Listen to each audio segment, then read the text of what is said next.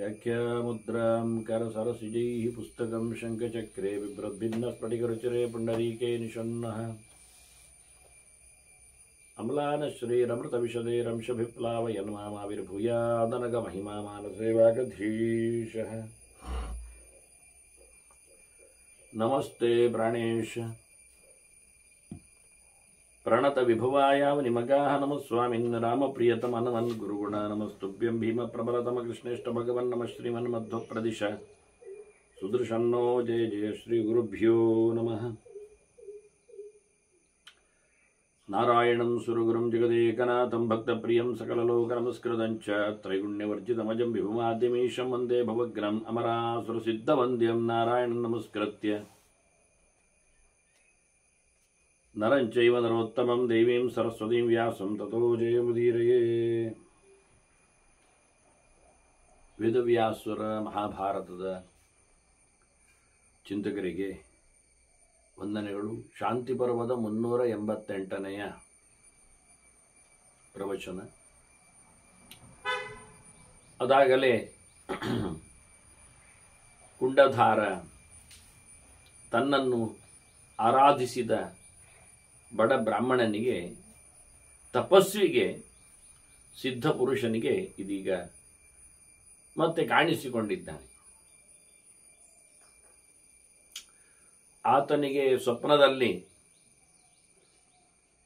ಕೆಲವು ನಿದರ್ಶನಗಳನ್ನು ತೋರಿಸಿದ್ದ. ಹಾಗಾಗಿ ಅದರಿಂದ ಆತ ವೈರಾಗ್ಯದೆಡೆಗೆ ಸಾಗಿದ್ದ. ಇದೀಗ ಬಂದಾಗ ಗುಂಡಧಾರನನ್ನು ಮತ್ತೊಮ್ಮೆ ಆತ ಪ್ರೀತಿಯಿಂದ ಆರಾಧಿಸ್ತಾನೆ, ಪೂಜೆ ನಡೆಸ್ತಾನೆ, ಸ್ವಾಗತಿಸಿ ಅವನನ್ನು ಸಂತೋಷಗೊಳಿಸ್ತಾನೆ. ಮತ್ತೆ ಕುಂಡಧಾರ ಆಗ ಹೇಳುತ್ತಾನೆ, ನೋಡು, ನಿನಗೆ ಇದೀಗ ಒಳ್ಳೆ ಸಿದ್ಧಿಯಾಗಿದೆ. ಆ ಕಥೆಯನ್ನು ಭೀಷ್ಮರು ಧರ್ಮರಾಜನಿಗೆ ಹೇಳುತ್ತಾ ಇದ್ದಾರೆ. ತದೋಬ್ರವೀತ್ ಕುಂಡಧಾರ ದಿವ್ಯಂತೆ ಚಕ್ಷುರುತ್ತಮ ಪಶ್ಯ, ನಿನಗೆ ನಾನು ದಿವ್ಯ ಚಕ್ಷಸ್ಸು ಕೊಟ್ಟಿದ್ದೇನೆ ಅಂತ ಕುಂಡಧಾರ ಹೇಳಿದ.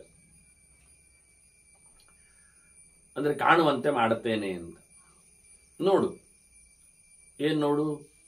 ಎಲ್ಲ ರಾಜರನ್ನು ನೋಡು ಅಂತಾನೆ. ರಾಜ್ಞಾಂಗ ದಿಂಬಿಪ್ರ ಲೋಕಾಂಶೈವತ್ತು ಚಕ್ಷುಷಾ. ನಿನಗೆ ರಾಜರು ಎಲ್ಲ ಕಾಣುತ್ತಾರೆ, ಗಮನಿಸು ಅಂತಾನೆ.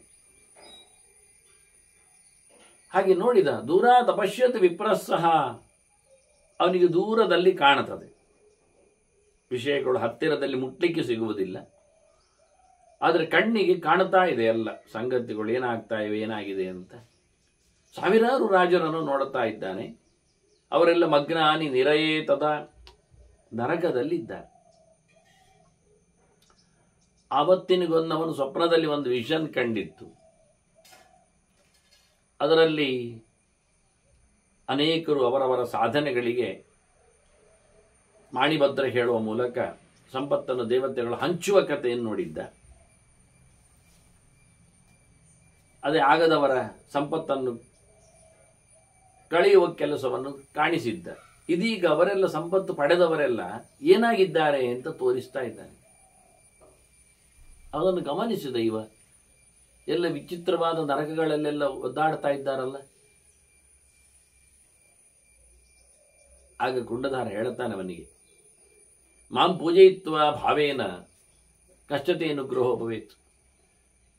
ನೋಡು, ನನ್ನನ್ನು ನೀನು ಬಹಳಷ್ಟು ಚಂದ ಮಾಡಿ ಪೂಜೆ ಮಾಡಿದಿ. ನಾನು ಪೂಜೆ ಮಾಡಿದ್ದಕ್ಕೆ ನಿನಗೆ ಇದೇ ರೀತಿಯಾಗಿ ಸಂಪತ್ತನ್ನು ಕೊಡಿಸಿದ್ರೆ ನಿನ್ನ ಅವಸ್ಥೆ ಏನಾಗ್ತಿತ್ತು? ನಾನು ಎಂತ ಅನುಗ್ರಹ ಮಾಡಿದಾಗಾಯ್ತು. ಅದಕ್ಕೆ ಆತ ಹಿಂದೆ ಹೇಳಿದ್ದ, ಯೋಚನೆ ಮಾಡುವಲ್ಲಿ ಎಲ್ಲರಿಗೂ ಪ್ರಾಯಶ್ಚಿತ್ತ ಸಿಗ್ತದೆ, ಆದರೆ ಉಪಕಾರ ಮಾಡಿದವನಿಗೆ ಉಪಕಾರ ಮಾಡದವನಿದ್ದಾನಲ್ಲ, ವಿರೋಧ ನಡೆಸಿದವನಿದ್ದಾನಲ್ಲ, ಕೃತಜ್ಞನು, ಅಂಥವನು ಯಾವುದೇ ರೀತಿಯಾದ ಉದ್ಧಾರ ಇಲ್ಲ ಅಂತ. ಹಾಗಾಗಿ ತಾನು ಕೃತಜ್ಞನಾಗಬಾರದು ಅಂತ ಹೇಳಿ ಕುಂಡಧಾರ ಅವನಿಗೆ ಈ ರೀತಿಯಾದಂತಹ ಸಂಪತ್ತನ್ನು ಟೆಂಪರರಿ ಕೊಡದೆ ಅವನನ್ನು ಧರ್ಮದೆಡೆಗೆ ದುಡಿದ. ಅದನ್ನು ಹೇಳ್ತಾನೆ, ಈಗ ನೋಡು, ನನ್ನನ್ನು ಇಷ್ಟಪಟ್ಟು ಆರಾಧನೆ ಮಾಡಿದ್ದಕ್ಕೆ ನಾನು ನಿನಗೆ ಕಷ್ಟ ಕೊಡುವುದಾ? ಅದಕ್ಕೋಸ್ಕರ ಹಾಗೆ ಮಾಡಲಿಲ್ಲ ಅಂತ ತಿಳಿಸ್ತಾನೆ. ಸ್ವರ್ಗದ್ವಾರ ಈ ಸಮೃದ್ಧ ಮಾನುಷೇಶು ವಿಶೇಷತಃ.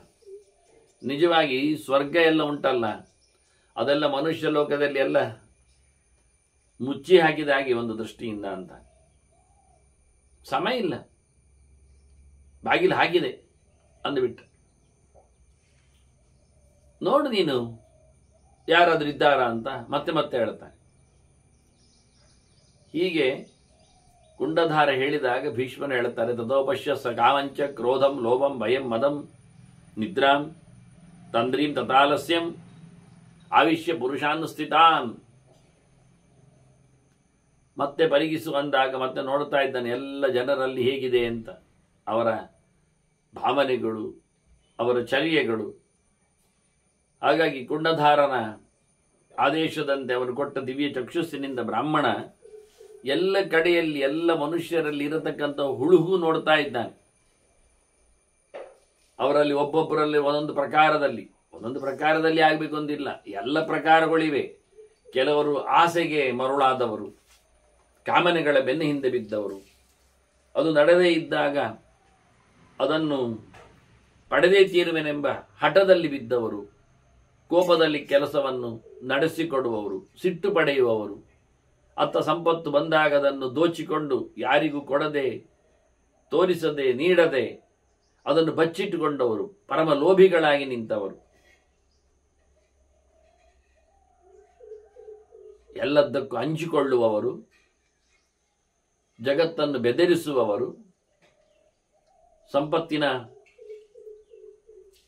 ರಾಶಿಯಿಂದಾಗಿ ಎಲ್ಲಿಯಾದರೂ ಯಾರಾದರೂ ತನಗೆ ಬೇಡಿಕೆ ಇಟ್ಟಾರೋ, ಭಿಕ್ಷೆಗೆ ಬಂದಾರೋ, ಕನ್ನ ಹಾಕಿಯಾರೋ, ಸೊತ್ತು ದಪಟಾಯಿಸಲಿಕ್ಕೆ ಮೋಸಗೊಳಿಸಿಯಾರೋ, ಬಂಧುಗಳಂತೆ ಬಂದು ತನ್ನನ್ನು ಬೋಳಿಸಿಯಾರೋ ಅನ್ನುವ ಹೆದರಿಕೆಯಲ್ಲಿ ಸಂಪತ್ತನ್ನು ತಾನೊಬ್ಬನೇ ಬಾಚಿ ತಿನ್ನಬೇಕೆನ್ನತಕ್ಕಂಥ ಒಂದು ಪರಮ ಸ್ವಾರ್ಥದಿಂದ ಎಲ್ಲರ ಮೇಲೂ ಸಂಶಯ, ಎಲ್ಲದರಲ್ಲಿಯೂ ಭಯ, ಪ್ರತಿಯೊಂದು ಕಡೆಯಲ್ಲಿಯೂ ಕಡೆಗೆ ತಾನು ತಿನ್ನಬೇಕು ಅಂತ ಹೊರಟಾಗಲೂ ತನಗೆ ಹೆದರಿಕೆ. ಆ ರೀತಿಯಾದ ಒಂದು ರೀತಿಯ ಅತ್ಯಂತ ಹೇಯವಾದಂತಹ ಸಂಪತ್ತಿನ ಮೇಲೆ ಆತನಿಗೆ ಹೆಚ್ಚಿನ ಅಭಿಮಾನ ಇರಲಾಗಿ ಅವನನ್ನೇ ನಂಬುವುದಿಲ್ಲ. ಈಗ ಅಷ್ಟು ಬೆದರಿಕೊಂಡಿದ್ದಾನೆ. ಅದನ್ನು ಅನುಭವಿಸಿಕೊಂಡು ತನ್ನಲ್ಲಿ ಇದೆ ಅಂತ ಹೇಳಿಕೊಳ್ಳುವ ಸೊಕ್ಕು ಬೇರೆ, ಮದ, ಸಂಪತ್ತಿನ ಅಮಲು. ಹಾಗಾಗಿ ಮಾಡಲಾರದೆ, ಮಾಡಬಾಕ್ಯಾಗದೆ, ಏನು ಕೆಲಸ ಇಲ್ಲದೆ ಸಮಯ ಹಾಳು ಮಾಡಿಕೊಳ್ಳುವಂತೆ ನಿದ್ದೆಗೆ ಶರಣಾಗ್ತಾನೆ. ನಿದ್ದೆ ಬಾರದೇ ಇದ್ದಾಗ ಅದನ್ನು ಎಳ್ಕೊಳ್ಳಿಕ್ಕೋಸ್ಕರ, ತೂಕಡಿಸ್ಲಿಕ್ಕೋಸ್ಕರ ಶುರು ಮಾಡ್ತಾನೆ. ತಿಂದವನಿಗೆ ಹೆಚ್ಚು ತಿಂದಾಗ ಕೆಲಸ ಮಾಡಲಿಕ್ಕೆ ಆಗದೆ ಬಿದ್ದುಕೊಳ್ಳುತ್ತಾನೆ. ಬಿದ್ದುಕೊಂಡಲ್ಲಿ ನಿದ್ದೆ ಬಾರದಿದ್ದಾಗ ಹೊರಳಾಡುತ್ತಾನೆ. ಕೆಲಸ ಮಾಡಲಿಕ್ಕೆ ಏನು ಇಲ್ಲದೆ ಸೋಮಾರಿಯಾಗಿ ಬಿಡುತ್ತಾನೆ. ಈ ರೀತಿಯಾಗಿ ಕಾಮಕ್ರೋಧಾದಿಗಳಲ್ಲಿ ಬಲಿ ಬಿದ್ದಿರತಕ್ಕಂತಹ ಮನುಷ್ಯರನ್ನು ನೋಡಿದ. ಓ, ಅನುಕೂಲ ಆಯ್ತು, ಅವನಿಗೆ ಗೊತ್ತಾಯಿತು ಸಂಪತ್ತಿನ ಬೆನ್ನ ಹಿಂದೆ ಹೋಗುವವರ ಕಥೆ ಹೇಗಿರುತ್ತದೆ, ದುಡ್ಡಿನ ಆಸೆಯಲ್ಲಿ ಬಿದ್ದವರ ರೀತಿಗಳು ಎಂಥದ್ದು ಗೊಂದಲಮಯ ಆಗಿರುತ್ತದೆ ಅಂತ ನೋಡಿದ. ಕುಂಡಧಾರ ಹೇಳುತ್ತಾನೆ, ಏತೈಹಿ ಲೋಕಾಹ ಸುಸಂರಬ್ಧಾಹ ದೇವಾನ ಮಾನುಷಾತ್ ಭಯಂ.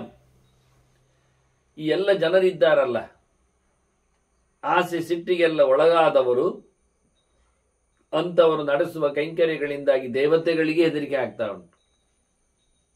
ಅವರು ದುಡ್ಡನ್ನು ಹಿಸುಕಿಕೊಂಡು ಅದನ್ನು ಖರ್ಚು ಮಾಡುವ ವಿಧಾನ ನೋಡಿಕೊಂಡ್ರೆ ಕರ್ಮತಂತ್ರಗಳಿಂದಾಗಿ ದೇವತೆಗಳು ಬೆದರಿಬಿಟ್ಟಿದ್ದಾರೆ ಈ ಮನುಷ್ಯ ಲೋಕವನ್ನು ನೋಡಿ. ತಥೈವ ದೇವವಚನ ವಿಘ್ನಂ ಕುರುವಂತಿ ಸರ್ವಶಃ. ಹಾಗಾಗಿ ಅವರೆಲ್ಲ ಇವರು ಮಾಡುವ ಸಾಧನೆಗಳಿಗೆಲ್ಲ ಅಡ್ಡಿ ಬರುವುದು. ದೇವತೆಗಳು ತಮ್ಮ ವೃತ್ತಿಯಿಂದ ಅವರಿಗೆ ಅಡ್ಡಿ ಬರುವಂತೆ ಮಾಡ್ತಾರೆ, ತೊಂದರೆ ಆಗುವಂತೆ ಮಾಡ್ತಾರೆ. ಕೆಲಸ ಆಗದಂತೆ ಮಾಡ್ತಾರೆ. ಯಾಕೆ ಅಂದರೆ ಅವರಿಗೆ ಅದು ಬೇಡ ಆಗಿದೆ. ಆ ಕೆಲಸ ಅವರು ಮಾಡುವ ಒಳ್ಳೆಯ ಕೆಲಸಗಳು ಅಂತ ಅನಿಸಿಕೊಳ್ಳುವಂಥದ್ದು ಅದು ನಿಜವಾಗಿ ದುಡ್ಡಿನ ಪ್ರಭಾವದಲ್ಲಿ ಆಗುವಂಥದ್ದು. ಈ ಕಾಮಾದಿಗಳ ದುರ್ಗುಣಗಳ ಒಂದು ದೃಷ್ಟಿಯಿಂದ ಸ್ಪರ್ಶಕ್ಕೆ ಒಳಗಾದವುಗಳು, ಅವುಗಳಿಂದ ದೇವತೆಗಳಿಗೆ ಪೂಜೆ ಪುನಸ್ಕಾರಗಳೇಕೆ ಎಂದು ದೇವತೆಗಳೇ ಹೆದರುಕೊಳ್ತಾರಂತೆ. ಅನ್ಯಾಯ ಮಾಡಿದವನ, ಒಳ್ಳೆ ಗುಣ ಇಲ್ಲದವನ,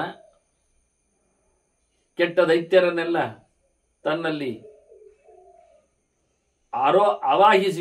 ಆರೋಪಿಸಿಕೊಂಡವನ ಸಂಪತ್ತಿನಲ್ಲಿ ಆಗತಕ್ಕಂತಹ ಧರ್ಮ ಕರ್ಮಗಳಿಗೆ ದೇವತೆಗಳು ಇಷ್ಟಪಡ್ತಾ ಇಲ್ಲ, ಓಡಿ ಹೋಗ್ತಾ ಇದ್ದಾರೆ. ಅದಕ್ಕಾಗಿ ಅವನಿಗೆ ಅದನ್ನು ಮಾಡದಂತೆ ಮಾಡ್ತಾರೆ ಆದಷ್ಟು. ಹೀಗೂ ಉಂಟು. ವಿಷಯನ್ನು ಕೇಳಿದ್ರೆ ಒಂದು ಸ್ಪಷ್ಟವಾದ ನುಡಿ ಹೇಳುತ್ತಾನೆ ಕುಂಡಧಾರ. ಇದು ಒಂದು ನೀತಿ, ಲೋಕಕ್ಕೊಂದು ಸಂದೇಶ. ನ ದೇವೈ ಅನನುಜ್ಞಾತ ಕಶ್ಚಿತ್ ಭವತಿ ಧಾರ್ಮಿಕ. ಯಾವನೊಬ್ಬನಾದರೂ ಧರ್ಮವಂತನಾಗಬೇಕಾದ್ರೆ, ಒಳ್ಳೆಯ ಶಾಸ್ತ್ರೋಕ್ತವಾದ ಕ್ರಿಯೆಗಳಲ್ಲಿ ಅವನಿಗೆ ನಿಷ್ಠೆ ಇರಬೇಕಾದ್ರೆ ಅವನಿಗೆ ದೇವತೆಗಳು ಖಂಡಿತವಾಗಿಯೂ ಅಪ್ಪಣೆ ಕೊಟ್ಟಿರಬೇಕು, ಅವರು ಅನುಗ್ರಹ ಮಾಡಿರಬೇಕು, ಅವರು ಒಪ್ಪಿಗೆ ಸಿಕ್ಕಿರಬೇಕು, ಅವರು ಪ್ರಸನ್ನರಾಗಿರಬೇಕು.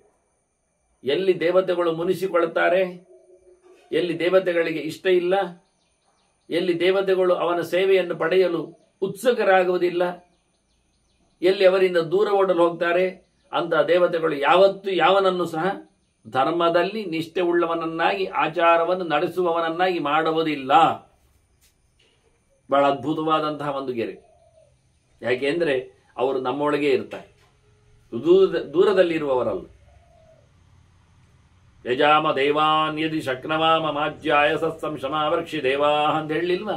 ನಮೋ ಮಹದ್ಭ್ಯೋ ನಮೋರ್ಭಗೇಭ್ಯೋ ನಮೋ ಯುವಭ್ಯೋ ನಮಃ ಶಿನೇಭ್ಯ ಅಂತ ಅನೇಕ ಪ್ರಕಾರದ ದೇವತೆಗಳು ನಮ್ಮಲ್ಲೇ ಇದ್ದಾರೆ. ಈ ಮಂತ್ರದ ಅದ್ದೂರಿಯಾದ ಚಿಂತನೆಗಳನ್ನೆಲ್ಲ ನಾನು ವೇದ ಸಮೀಕ್ಷಾ ಎನ್ನತಕ್ಕಂತಹ ಒಂದು ಧಾರಾವಾಹಿಯಲ್ಲಿ ಕೊಟ್ಟಿದ್ದೇನೆ ಪ್ರವಚನ. ನೀವು ಜ್ಞಾನ ಸಮೀಕ್ಷಾದಲ್ಲಿ ಹುಡುಕಿ ನೋಡಿದರೆ ವೇದ ಸಮೀಕ್ಷಾ ಅಂತ ಒಂದು ಕ್ಯಾಟಗರಿ, ಹೇಗೆ ಪಿತೃ ಸಮೀಕ್ಷಾ, ಶ್ರಾದ್ದ ಸಮೀಕ್ಷಾ, ತುಳಸಿ ಸಮೀಕ್ಷಾ ಅಂತ ಇರ್ತದೆ, ಹಾಗೆ ವೇದ ಸಮೀಕ್ಷಾ ಅಂತ ಒಂದು ಸೀರೀಸ್ ಅಲ್ಲಿ ಕೊಟ್ಟಿದ್ದೇನೆ. ಅನೇಕ ಮಂತ್ರಗಳನ್ನು ಮಾತಾಡಿದ್ದೇನೆ. ಅದು ಈಶಪ್ರಿಯರ ಅದಮಾರು ಕ್ರಿಯ ಶ್ರೀಪಾದರ ಚಾತುರ್ಮಾಸ್ಯದ ಸಂದರ್ಭದಲ್ಲಿ, ಹಿಂದಿನ ಸಂದರ್ಭದಲ್ಲಿ ಮಾತಾಡಿದ ಮಾತುಗಳು. ಹಾಗಾಗಿ ಅದರ ವಿಸ್ತಾರವಾದ ಚಿಂತನಲ್ಲಿದೆ. ಏನೇ ಇರಲಿ, ದೇವತೆಗಳು ನಮ್ಮೊಳಗೇ ನಿಂತು ನಮ್ಮ ಹೊರಗೂ ಇದ್ದು ವಸ್ತು ರಾಶಿಗಳಲ್ಲಿಯೂ ಇದ್ದುಕೊಂಡು ನಮ್ಮನ್ನು ಬಹಳ ಚೆನ್ನಾಗಿ ಟ್ಯೂನ್ ಮಾಡ್ತಾರೆ. ಹಾಗಾಗಿ ಬೆಳಿಗ್ಗೆ ಏಳುವಂದಲಿಂದ ಹಿಡಿದು ದೇವರ ನಾಮಸ್ಮರಣೆಯನ್ನು ಮಾಡುವುದಿರಲಿ, ಸ್ನಾನ ಜಪ ಅನುಷ್ಠಾನಗಳಿರಲಿ, ಶುದ್ಧವಾದ ಪದಾರ್ಥಗಳ ಊಟ ಉಪಚಾರಗಳಾಗಲಿ, ಮಾತು ನಯ ಅದುಗಳೇ ಇರಲಿ, ವ್ಯವಹಾರದಲ್ಲಿನ ಗೌರವ ಅಥವಾ ಕೌಶಲ ಏನೇ ಇರಲಿ, ಈ ಎಲ್ಲವೂ ಧರ್ಮಮಯ ಆಗಬೇಕಾದ್ರೆ, ಒಳ್ಳೆಯದಾಗಬೇಕಾದ್ರೆ, ಶಾಸ್ತ್ರೀಯ ಆಗಬೇಕಾದ್ರೆ, ದೇವರು ಮೆಚ್ಚುವಂತೆ ಇರಬೇಕಾದ್ರೆ ದೇವತೆಗಳು ಇಂಬು ಕೊಡಬೇಕು. ದೇವತೆಗಳು ಇಂಬು ಕೊಡದಿದ್ರೆ, ಅವರು ಇಷ್ಟಪಡದಿದ್ರೆ, ಅವರು ಒಪ್ಪಿಗೆ ಕೊಡದಿದ್ರೆ ಖಂಡಿತವಾಗಿ ವ್ಯಕ್ತಿ ಧಾರ್ಮಿಕನಾಗುವುದಿಲ್ಲ. ಧರ್ಮ ಇದೆ, ವ್ಯವಸ್ಥೆ ಇದೆ, ಅನುಕೂಲಗಳಿರ್ತಾವೆ, ತಿಳಿವು ಇರ್ತದೆ, ಆದರೂ ಮಾಡುವುದಿಲ್ಲ ಅಂದ್ರೆ ದೇವತೆಗಳು ಅವನನ್ನು ಬಿಡುವುದಿಲ್ಲ ಅಂತ ಅರ್ಥ. ನಾನು ಮೊದಲೇ ಒಂದು ಗೆರೆ ಹೇಳಿದೆ, ಅವನ ಯಾವುದೇ ಪ್ರಕಾರವಾದ ಸೇವೆ ಇತ್ಯಾದಿಗಳು ಅವರಿಗೆ ಅದು ಬೇಡ ಆಗಿದೆ. ಅದ್ಭುತವಾಗಿದೆ. ಪರಿಸರವೂ ಅನುಕೂಲವಾಗಿದ್ದಾಗ, ವ್ಯವಸ್ಥೆಯೂ ಸರಿ ಇರುವಾಗ ಮಾಡುವುದಿಲ್ಲ ಎನ್ನತಕ್ಕಂಥ ಹಠ ಉಂಟಲ್ಲ, ಅದು ಖಂಡಿತವಾಗಿಯೂ ದೇವತೆಗಳಿಂದಲೇ ಅವನಿಗೆ ಒಪ್ಪಿಗೆ ಇಲ್ಲ ಅನ್ನೋದು ಅರ್ಥ ಆಗ್ತದೆ. ಈ ಗೆರೆಯನ್ನು ಮತ್ತೆ ನೆನಪಿಟ್ಟುಕೊಳ್ಳಿ. ನ ದೇವೈಹಿ ಅನನುಜ್ಞಾತಃ ಕಶ್ಚಿತ್ ಭವತಿ ಧಾರ್ಮಿಕ. ಯಾವನೊಬ್ಬನು, ಎಂಥವನು ಅವನು ಧರ್ಮ ಪರ ಆಗಬೇಕಾದ್ರೆ ಧರ್ಮಪರ ಆದರೆ ಅವನು ಜ್ಞಾನಪರ ಆಗ್ತಾನೆ, ಜ್ಞಾನಪರ ಆದರೆ ಅವನು ಬ್ರಹ್ಮಪರ ಆಗ್ತಾನೆ, ಬ್ರಹ್ಮಪರ ಆದರೆ ಅವನು ದೇವಪರ ಆಗ್ತಾನೆ. ಅದರಿಂದ ಒಂದಕ್ಕೊಂದು ಲಿಂಕ್ ಅದು. ಅದನ್ನ ಮೊದಲ ಬೇಸಿಕ್ಕೆ ದೇವತೆಗಳು ಬಿಡುವುದಿಲ್ಲ. ಅವನನ್ನು ಮಾಡುವ ಕರ್ಮಗಳನ್ನು ಅನುಕೂಲಕರವಾದ, ಶಾಸ್ತ್ರೀಯವಾದ, ಉದ್ಧಾರಕವಾದ ಕೆಲಸವನ್ನಾಗಿಸಿಕೊಳ್ಳುವುದೇ ಇಲ್ಲ. ಸಮಯ ತಪ್ಪಿಸಿ, ಮಾತು ದೂರಗೊಳಿಸಿ, ದೇಶದಿಂದ ಅವನನ್ನು ಇಲ್ಲ ಮಾಡಿಸಿ, ವ್ಯವಸ್ಥೆಯಿಂದ ಅವನನ್ನು ಉಚ್ಚಾಟಿಸಿ ಬಹಳ ಚೆನ್ನಾಗಿ ನಗ್ತಾ ಇರ್ತಾರವರು. ಆದ್ದರಿಂದ ಕುಂಡಧಾರ ಹೇಳುತ್ತಾನೆ, ದುಡ್ಡಿನ ಬೆನ್ನ ಹಿಂದೆ ಹೋದವರಿಗೆ, ದೌಲತ್ತಿನಲ್ಲಿ ಮಿಂದೆದ್ದವರಿಗೆ ಧರ್ಮದ ಪಾಠ ಬಹಳ ಕಷ್ಟ ಆಗ್ತದೆ. ಅವರ ಸೇವೆ ಪುರಸ್ಕಾರಗಳನ್ನೆಲ್ಲ ದೇವತೆಗಳು ಪಡೆಯುವುದಿಲ್ಲ, ಬಿಟ್ಟುಕೊಡುತ್ತಾರೆ. ಈಗ ಹೇಳುತ್ತಾನೆ, ನಿನಗೆ ಒಳ್ಳೆ ಧರ್ಮದ ಮೇಲೆ ನಿಷ್ಠೆ, ತಪಸ್ಸು ಎಲ್ಲ ಇರ್ಲಿಕ್ಕೆ ಹೋಗಿ ನೀನು ಒಳ್ಳೆ ರೀತಿಯಾದ ಈಗ ಸಿದ್ಧನಾಗಿದ್ದೀಯ. ಏಷ ಶಕ್ತೋಸಿ ತಪಸಾ ದಾತುಂ ರಾಜ್ಯಂ ಧನಾನಿಚ. ನೀನು ಯಾರಿಗಾದ್ರಿಗೆ ಕೇಳಿದರೆ ಏನು ಬೇಕಾದ್ರೂ ಕೊಡ್ಬೋದು. ನೀನು, ನಿನ್ನ ರೆಕಮೆಂಡೇಶನ್ ನಡೀತದೆ. ನಿನ್ನ ಮಾತು ಅದು ದೇವತೆಗಳಿಗೆ ನಡೆಸಿಕೊಡಲು ಇಷ್ಟ ಆಗುವಾಗಿದೆ. ಅಷ್ಟು ತಪಸ್ಸು ನಿನ್ನಲ್ಲಿ ನಡೆದಿದೆ. ಅದು ನೀನು ಯಾರಿಗೂ ಸುಖವನ್ನು ಕರುಣಿಸಬಹುದು, ಯಾರಿಗೂ ರಾಜ್ಯವನ್ನು ಕೊಡಬಹುದು, ಯಾರಿಗೂ ದುಡ್ಡನ್ನು ಸಹ ನೀನು, ಸುಖ ಅಂದರೆ ನಾನು ಹೇಳಿದೆ ಧನದ ಸುಖ, ದುಡ್ಡಿನ ಸುಖ, ರಾಜ್ಯದ ಸುಖ, ಆಡಳಿತೆಯ ಸುಖ, ಇದನ್ನೆಲ್ಲ ನೀನು ಕೊಡಲಿಕ್ಕೆ ಸಮರ್ಥನಾಗ್ತೀಯ, ಕೊಡಬಹುದು ಅಂತ ಹೇಳಿ ಅವನ ಸಾಮರ್ಥ್ಯವನ್ನು ಹೇಳಿದ. ಈಗ ಅರ್ಥ ಆಯಿತು ಬ್ರಾಹ್ಮಣನಿಗೆ. ತಾನು ಬಡವನಿದ್ದೇನೆ ಅಂತ ದುಡ್ಡು ಕೇಳಲು ಹೋದವ ಅದನ್ನೊಂದೊಮ್ಮೆ ಪಡೆದಿದ್ದರೆ ಎಷ್ಟು ಅನರ್ಥಕ್ಕೆ ಭಾಗಿಯಾಗ್ತಿದ್ದೆ. ಕಾಮಾತ್ ಕ್ರೋಧೋಭಿಜಾಯತೆ ಕ್ರೋಧಾತ್ ಭವತಿ ಸಮೋಹ ಅಂತ ಕೃಷ್ಣ ಹೇಳಿದಾಗೆ ಒಂದರ ನಂತರದಲ್ಲಿನ ಒಂದು ಸರ್ಕಲ್, ಅದರ ಪ್ರಭಾವಕ್ಕೆ ಆತ ಕೊಚ್ಚಿ ಹೋಗ್ತಿದ್ದ. ಸ್ಥೇಯ ಹಿಂಸ ಅನೃತಂ ದಮ್ಮಃ ಕಾಮಃ ಕ್ರೋಧ ಅಂತ ಹೇಳಿದಾಗೆ ಅರ್ಥಾನರ್ಥಗಳು ಯಾವುದಿವೆ ಅಂತ ಆತ ಕುಂಡಧಾರನ ಚಿಂತನೆಯಿಂದ ಅರ್ಥ ಮಾಡಿಕೊಳ್ತಾನೆ. ಕುಂಡಧಾರನಿಗೆ ಉದ್ದಂಡ ನಮಸ್ಕಾರ ಮಾಡುತ್ತಾನೆ. ತತ ಪಪಾತ ಶಿರಸ.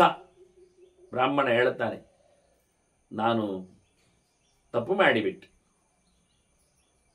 ಮಹಾನವೇ ಅನುಗ್ರಹಕೃತ, ನೀನು ನನಗೆ ಭಾರಿ ದೊಡ್ಡ ಅನುಗ್ರಹ ಮಾಡಿದೆ.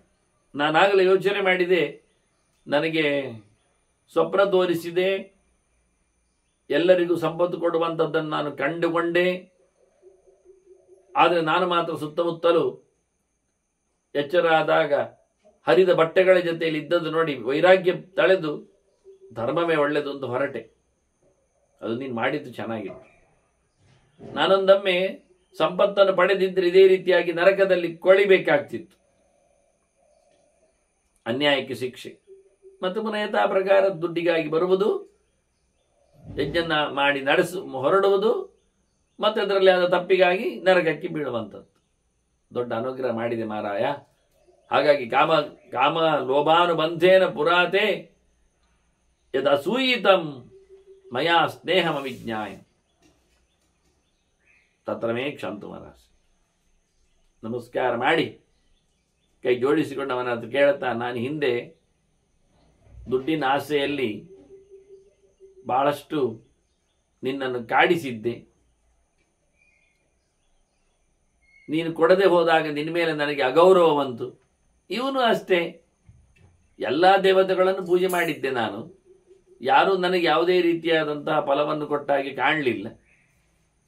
ಕಡೆಗೆ ನಿನ್ನನ್ನಾದರೂ ಮಾತಾಡಿಸುವ ಅಂತ ಮಾತಾಡಿಸಿದ್ರೆ ನೀನು ಅಷ್ಟೇ ಒಂದು ಸ್ವಪ್ನದಲ್ಲಿ ದುಡ್ಡು ಕೊಟ್ಟು ಯಾರಿಗೂ ಕೊಡುವುದನ್ನು ತೋರಿಸಿ ಹೋದದ್ದು ಅಂತ ಹೇಳಿ ನನಗೆ ತುಂಬ ಸಂಕಟ ಆಗಿತ್ತು. ಈಗ ಅದನ್ನು ನನ್ನ ತಪ್ಪು ಕಲ್ಪನೆಯನ್ನು, ನಿನ್ನ ಪ್ರೀತಿ ವಿಶ್ವಾಸವನ್ನು ನೀನು ನನಗೋಸ್ಕರ ಒಳ್ಳೆಯದಾಗಲಿ ಉದ್ಧಾರ ಆಗಲಿ ಹೇಳಿಕೊಂಡು ನೋಡಿ. ಮಕ್ಕಳಿಗೆ ತಂದೆ ತಾಯಿಗಳ ಹತ್ರ ಕೇಳಿದಾಗ ಅದು ಕೊಡಿ ಇದು ಕೊಡಿ ಅಂತ ಅಯ್ಯೋ ಪಾಪ, ಒಂದೇ ಮಗು ಇರುವುದು, ಕೇಳಿದ್ದು ಕೊಡದಿದ್ರೆ ಅದಕ್ಕೆ ಭಾರಿ ಸಂಕಟ ಆಗ್ತದೆ ಅಂತ ಕೊಟ್ಟು ಬಿಟ್ರೆ ಅದರ ಹೊಟ್ಟೆಯೂ ಹಾಳಾಗ್ತದೆ, ಅದರ ಬದುಕು ಹಾಳಾಗ್ತದೆ.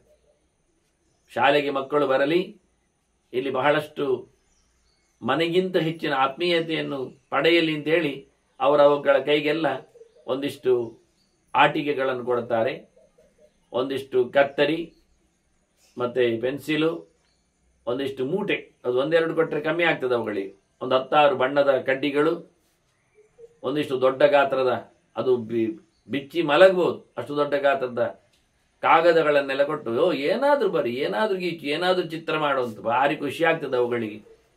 ಮತ್ತೆ ಕೊನೆಗೆ ಅವುಗಳ ಜೀವಮಾನ ಪೂರ್ತಿ ಅದರಲ್ಲೇ ಆಗ್ತದೆ. ಖಾಲಿ ಬಣ್ಣ ಎರಚುವುದು, ಕತ್ತರಿಸುವುದು, ಅದು ಬಿಟ್ಟರೆ ಮೇರೇನಿಲ್ಲ. ಕೂಡಿಸುವ ಕತೆ ಗೊತ್ತಿಲ್ಲ, ಇಡಿ ಮಾಡುವ ವ್ಯಕ್ತಿತ್ವ ಗೊತ್ತಿಲ್ಲ, ತುಂಡರಿಸುವ ಕತೆ. ಇದು ಅತ್ಯಂತ ಚಾಕು ಚೂರಿ ಸಂಸ್ಕೃತಿ ಅಂತೇವೆ ನಾವು ಶಬ್ದದಲ್ಲಿ ಹೇಳುವುದಾಗಿದ್ರೆ. ಆ ಇನ್ಸ್ಟ್ರುಮೆಂಟ್ ಮತ್ತೆ ನಡೆಯುವ ವಿಧಾನ ಎರಡನ್ನು ಗಮನಿಸಿದರೆ ಅದು ಎಷ್ಟು ಚೆನ್ನಾಗಿ ಅವರಲ್ಲಿ ಬೇರೂರುತ್ತದೆ ಆ ಸಂಸ್ಕೃತಿಯಿಂದ ಅರ್ಥ ಆಗ್ತದೆ. ಹರಿಯುವ ಸಂಸ್ಕೃತಿ, ಒಡಗುಂಟು ಮಾಡುವ ರೀತಿ, ಯಾವುದನ್ನು ಜೋಡಿಸುವ ಕಲೆ ಅಲ್ಲ, ಇದರಲ್ಲಿ ಅವುಗಳನ್ನು ತೊಡಗಿಸ್ತಾರೆ. ಹೀಗೆ ನಾನೊಂದೊಮ್ಮೆ ಕೇಳಿಕೊಂಡಿದ್ರೆ, ನನ್ನನ್ನು ವಿಶ್ವಾಸಕ್ಕೆ ಪಡೆಯಬೇಕು ಅಂತ ಹೇಳಿಕೊಂಡು ನೀನೊಂದೊಮ್ಮೆ ದುಡ್ಡಿನ ರಾಶಿಯೆಡೆಗೆ ನನ್ನನ್ನು ಹೋಗಿಸಿದ್ರೆ ನಾನಿವತ್ತು ಅಧಪಾದವನ್ನು ಪಡಿತಿದ್ದೆ. ಅದಾಗದೇ ಹೋಯಿತು. ಅದರಿಂದ ಕೇಳಿದ್ದನ್ನೆಲ್ಲ ಕೊಡುವ ಉದಾರಿ ತಂದೆ ತಾಯಿಗಳಾದರೆ ನಾಳೆ ಅವರೇ ಕಟಕಟೆಯಲ್ಲಿ ನಿಲ್ಲಬೇಕಾಗತ್ತೆ. ಆಗ ಮಕ್ಕಳೇ ಅವರ ಮೇಲೆ ಆಪಾದನೆಯನ್ನು ಹೊರಿಸ್ತಾರೆ. ಎಳವೆಯಲ್ಲಿ ನನಗೆ ಒಳ್ಳೆಯ ಪಾಠ ಮಾಡಲಿಲ್ಲ, ನಾನು ಕೇಳಿದೆ ಅಂತೇಳಿ ಅದು ಕೊಟ್ಟೆ ಇದು ಕೊಟ್ಟೆ, ಹಾಗಾಗಿ ನಾನು ಹಾಳಾಗಿ ಹೋದೆ ಅಂತ. ಹಾಗಾಗಿ ಅವುಗಳ ಆಸೆ ಏನು ಎನ್ನುವುದನ್ನು ಅವುಗಳ ಹತ್ರ ಕೇಳಿ ಫುಲ್ಫಿಲ್ ಮಾಡುವವ ಒಳ್ಳೆಯ ಪೇರೆಂಟ್ ಅಲ್ಲ. ಅವನಿಗೆ ಅದು ಗೊತ್ತಿಲ್ಲ. ತಾತ್ಕಾಲಿಕವಾಗಿ ಅವನು ಒಳ್ಳೆಯವನಾಗುವುದಕ್ಕಿಂತ ಶಾಶ್ವತವಾಗಿ ಅವನು ದೇವರು ಒಪ್ಪುವ ಒಳ್ಳೆಯವನಾದರೆ ಸಾಕು. ಮಕ್ಕಳು ಒಪ್ಪಬೇಕಾಗಿಲ್ಲ. ಮಕ್ಕಳೇನು ನಾಳೆ ಸರಿದಾರಿಗೆ ಬರ್ತಾರೆ, ತಿಂತಿಕೊಳ್ತಾರೆ, ಅರ್ಥ ಆಗ್ತದೆ ತಿಳ್ಕೊಳ್ಬೇಡಿ.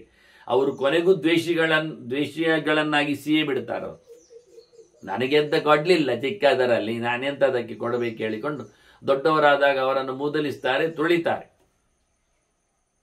16 ಹೆತ್ತಬ್ಬೆಯೇ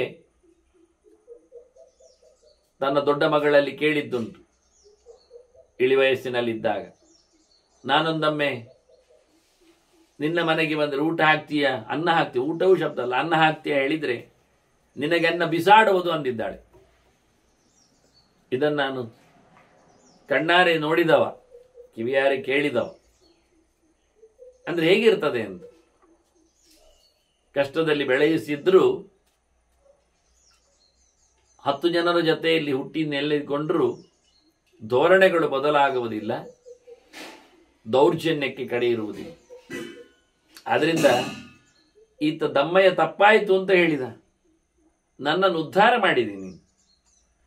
ನಿನ್ನ ಆಂತರಂಗಿಕವಾದ ಆ ದೂರದ ಪ್ರೀತಿ ನನಗೆ ಅರ್ಥ ಆಗದೆ ಹೋಯ್ತಲ್ಲ ಆಗ. ಹಾಗಾಗಿ ನಾನು ನಿನ್ನ ಮೇಲೂ ಸಂಕಟಪಟ್ಟಿದ್ದೆ. ನೀನು ಮತ್ತೆ ಈ ರೀತಿಯಾಗಿ ದೇವತೆಗಳಲ್ಲಿ ನನ್ನನ್ನು ಕೇಳಿಕೊಂಡು ಧರ್ಮನಿಷ್ಠೆ ನನಗೆ ಬರುವಂತಾಗಲಿ ಅಂತ ಹೇಳಿದ್ದುಂಟಲ್ಲ, ಅದು ತುಂಬ ಉಪಕಾರ ಆಯಿತು ಅಂತ ಹೇಳಿ ತಪ್ಪಾಯಿತು ಎನ್ನುವುದನ್ನು ತಿಳಿಸಿಬಿಡುತ್ತಾನೆ.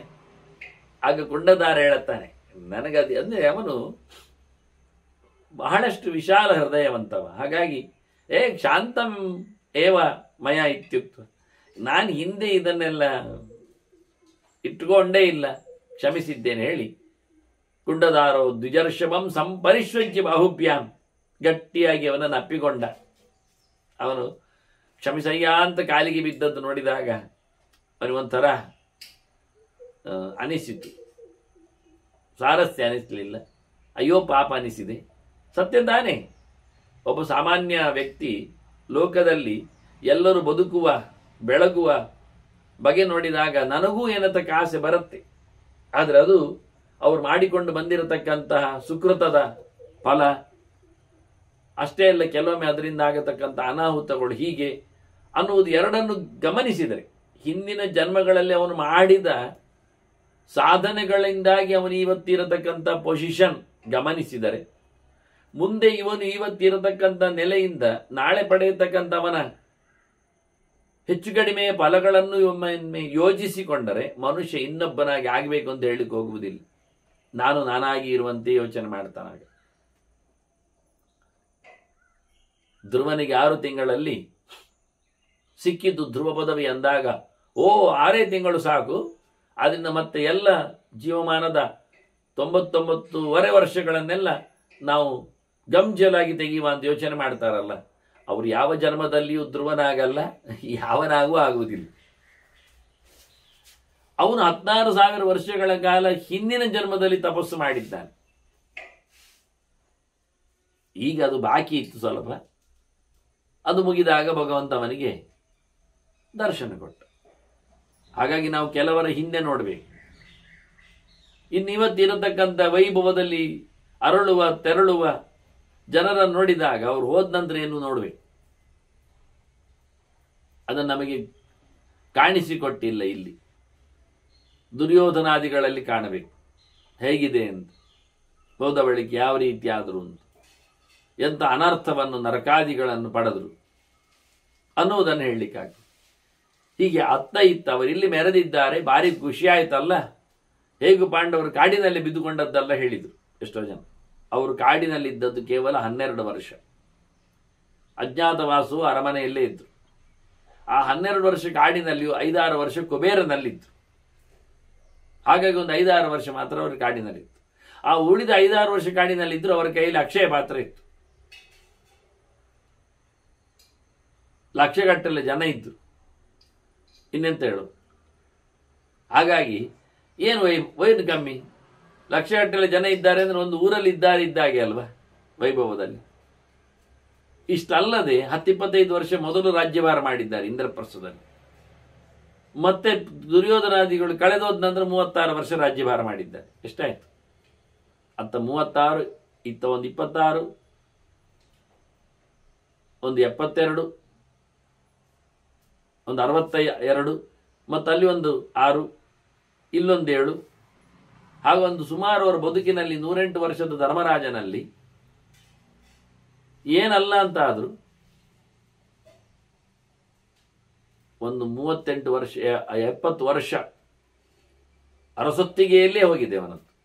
36, 26, 62, ಮತ್ತೆ ಕುಬೇರನಲ್ಲಿ 66 ಮತ್ತು ವಿರಾಟ್ನಲ್ಲಿ 67. ಹೀಗಾಗಿ ಒಂದು 30, 68 ಇಟ್ಕೊಳ್ಳುವ, ಒಂದು 40 ವರ್ಷ ಇಲ್ಲ. ಅದರಲ್ಲಿ ಬಾಲ್ಯದಲ್ಲಿ 10-12 ವರ್ಷ ಅಲ್ಲಿದ್ದವ. 15 ವರ್ಷ ಬರುವಾಗಲೇ ಪಾಂಡು ಸತ್ತು ಹಸ್ತಿನಪುರಕ್ಕೆ ಬರುವಾಗಲೇ 16 ವರ್ಷ ಕಳೆದಿದೆ ಧರ್ಮರಾಜನಿಗೆ. ಹಾಗೆ 15 ವರ್ಷ ಹೋಗಿದೆ. ಮತ್ತೊಂದು 15 ವರ್ಷ ಅವನು 5 ವರ್ಷ ಪಾಂಡು ಮನೆಯಲ್ಲೇ ಇದ್ದವ. ಮತ್ತೆ ಅಲ್ಲಿ ಇದ್ದಾಗ ರಾಜಕುಮಾರರಂತೆ ಮೆರೆದವರವರು. ಏನು ಕಷ್ಟವೇ ಇಲ್ಲ.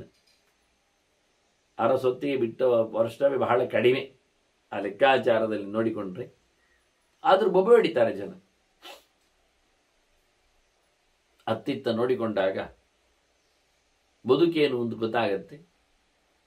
ಹೀಗಾಗಿ ಗಮನಿಸಿಕೊಂಡ ಅವನನ್ನು ಸಂಭ್ರಮದಿಂದಲೇ ತನ್ನ ತೋಳು 2ರಿಂದಲೂ ಅವನನ್ನು ಆಲಿಂಗನ ಮಾಡಿದ್ದಾನೆ ಕುಂಡಧಾರ. ಇದು ಬೇಕು ಯಾಕೆ ಅಂದರೆ ಪ್ರೀತಿಯನ್ನು ತೋರಿಸಲು ಅಷ್ಟೇ ಅಲ್ಲ, ಒಬ್ಬ ದೇವತೆಯ ಸ್ಪರ್ಶ ಒಬ್ಬ ಮನುಷ್ಯನಿಗೆ ಆಗಿದೆ. ಹಾಗಿರುವಾಗ ಅವನಲ್ಲಿ ಆಗತಕ್ಕಂಥ ಬದಲಾವಣೆಗಳು ಇದು ಬಹಳ ಸುಲಭ. ಇದೊಂದು ಮಾತು ಬಂದಿದೆ. ಯಾರು ಬೆಳಗ್ಗೆ ಎದ್ದು ಸಹಜವಾಗಿ ಅಧಿಕೃತವಾದ ಶಾಸ್ತ್ರೀಯವಾದ ಹಿನ್ನೆಲೆಯಲ್ಲಿ, ಅಂದರೆ ಒಂದು ಸ್ನಾನದ ವ್ಯವಸ್ಥೆ, ಒಂದು ಕಾಲದ ಘಟ್ಟದಲ್ಲಿನ ಸಂಧ್ಯೆಯ ಕತೆ, ಇವನ್ನೆಲ್ಲ ಮಾಡಿಕೊಂಡು ಬರತಕ್ಕಂತಹ ಒಂದು ಉಪವಾಸ, ವತಾಕಾರ್ಯಂ, ಜಪ, ಹೋಮ, ಅಮರಾರ್ಚನೆ ಹೇಳಿದಾಗೆ ದೇವರ ಪೂಜೆ, ಇದನ್ನು ಬಹಳ ಅನುಕೂಲಕರವಾಗಿ ಶಾಸ್ತ್ರೀಯವಾಗಿ ಮಾಡ್ತಾ ಬಂದವನಿಗೆ ಒಂದು ಲಾಭ ಏನು ಕೇಳಿದರೆ, ಸಾಳಗ್ರಾಮ ಶಿಲಾಸ್ಪರ್ಶಂ ಯೇ ಕುರುವಂತಿ ದಿನೇ ದಿನೇ ವಾಂಚಂತಿ ಕರಸಂಸ್ಪರ್ಶಂ ದೇವಾಪಿ ಸವಾಸವಾಹನ್. ಯಾರು ನಿತ್ಯ ಸನ್ನಿಧಾನವುಳ್ಳ ಗಂಡಕಿಯ ಆ ಸಾಳಗ್ರಾಮಗಳನ್ನು ವೈಭವದಿಂದ ಮುಟ್ಟಿ ಪೂಜೆ ಮಾಡ್ತಾನೋ ಅವನ ಕೈಯನ್ನು ಮುಟ್ಲಿಕ್ಕೆ ದೇವತೆಗಳು ಕಾಯ್ತಾರಂತೆ. ಕೈ ಮುಟ್ಲಿಕ್ಕೆ ಅಂದ್ರೆ ಹಸ್ತಲಾಘವಕ್ಕೆ ಎಂದರ್ಥ ಒಂದು ದೃಷ್ಟಿಯಿಂದ. Shake hand. ಯಾರು? ಇಂದ್ರಾದಿ ದೇವತೆಗಳು. ಇಂದ್ರನೇ ಕೈಯಲ್ಲಿ ಕೂತವ, ಕೆಲಸ ಮಾಡಿಸಿದವ. ಹಾಗಾಗಿ ಅವರು ಕೈ ಕುಲುಕುವುದು, ಕೈ ಹತ್ತಿರ ಹಿಡಿಯುವುದು ಅಂದ್ರೆ ಏನರ್ಥ? ಅವರ ಹೆಚ್ಚಿನ ಸಾನ್ನಿಧ್ಯ ಅವನಲ್ಲಿ ಇರುವಂತಾಗುವುದು.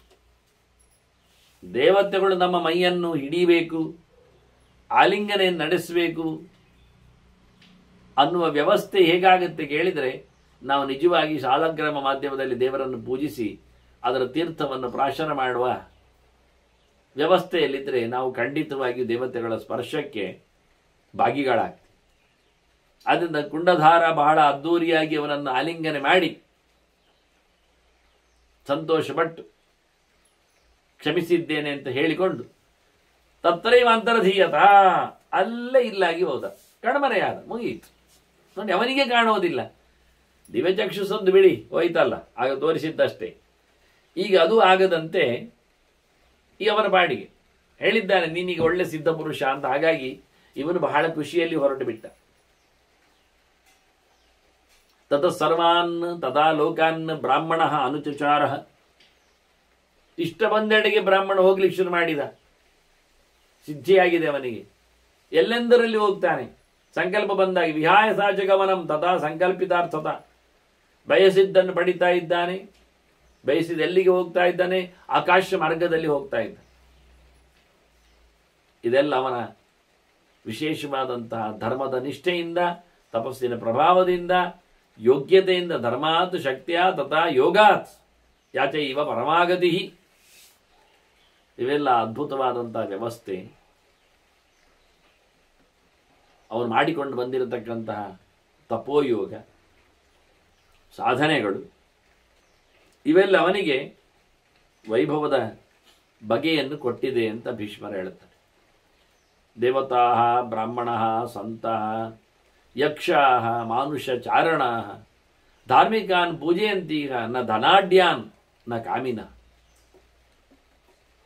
ಗಮ್ಮತ್ತು ಕೇಳಿದರೆ, ದೇವತೆಗಳು ಯಾರಿಗೆ ಹತ್ತಿರ ಬರ್ತಾರೆ ಕೇಳಿದರೆ, ದುಡ್ಡಿದ್ದವರಿಗಲ್ಲ, ಧರ್ಮ ಇದ್ದವರಿಗೆ. ಧಾರ್ಮಿಕಾನ್ ಪೂಜೆಯಂತೀಹ, ಧರ್ಮನಿಷ್ಠೆ ಉಳ್ಳವರನ್ನು, ಧರ್ಮಾಚಾರ ರತರಾದವನ್ನು, ಶಾಸ್ತ್ರದಲ್ಲಿ ಹೇಳಿದಂತೆ ನಡೆವುಳ್ಳವರನ್ನು ದೇವತೆಗಳು ಸಂತೋಷಪಡಿಸ್ತಾರೆ, ಸಂಭ್ರಮಿಸ್ತಾರೆ. ಹಾಗೆ ದೇವತೆಗಳಂತೆ ಜ್ಞಾನಿಗಳು ಸಹ ಇಂಥವರನ್ನು ಇಷ್ಟಪಡ್ತಾರೆ. ಎಲ್ಲವನ್ನು ತೊರೆದು ಸರ್ವತ್ರ ವೈರಾಗ್ಯವನ್ನು ಪಡೆದ ಸಜ್ಜನ ವೃಂದವು,